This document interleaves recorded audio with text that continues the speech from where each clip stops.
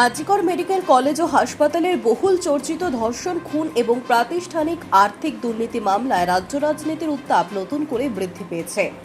একদিকে রাজ্যের মুখ্যমন্ত্রী শুভেন্দু অধিকারী এই ঘটনার নতুন করে তদন্তের নির্দেশ দিয়েছেন, অন্যদিকে ঠিক একই আবহেই জামিনের আবেদন জানিয়ে দেশের শীর্ষ আদালত সুপ্রিম কোর্টের দ্বারস্থ হয়েছেন আজিকরের প্রাক্তন অধ্যক্ষ সন্দীপ ঘোষ। তার সেই আর্জি গ্রহণ করে সুপ্রিম কোর্ট কেন্দ্রীয় তদন্তকারী সংস্থা সিবিআইকে নোটিশ পাঠায় তাদের অবস্থান জানতে চেয়েছে। সূত্রের খবর, আগামী সপ্তাহেই বিচারপতি এম সুন্দ্রেশ এবং বিচারপতি পি ভারালের বেঞ্চে এই আবেদনের শুনানি হতে পারে। 2024 সালে আজিকর মেডিকেল কলেজে এক তরুণী চিকিৎসকের নৃশংস ধর্ষণ ও খুনের ঘটনা ঘিরে শোরগোল পড়ে যায় গোটা দেশে।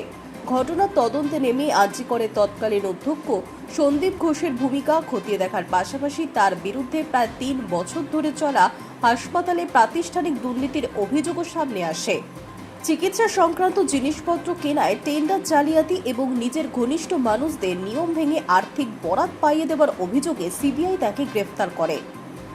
পরবর্তীতে ধর্ষণ ও খুনের মামলায় তিনি জামিন পেলেও আর্থিক দুর্নীতি মামলায় এখনো বিচারাধীন বন্দী হিসেবেই রয়েছেন। অন্যদিকে রাজ্যে বিজেপি ক্ষমতায় এসে সরকার গঠন করার পর মুখ্যমন্ত্রী শুভেন্দু অধিকারী স্পষ্ট বার্তা দিয়েছেন যে আজিকর কাণ্ডের তদন্তে গতি আনা হবে।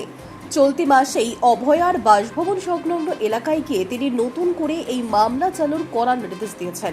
এরপরেই অভয়ার পরিবারের তরফ থেকে পানিহাটির প্রাক্তন তৃণমূল বিধায়ক নির্মল ঘোষ সহ 3 জনের বিরুদ্ধে লিখিত অভিযোগ দায়ের করা হয়।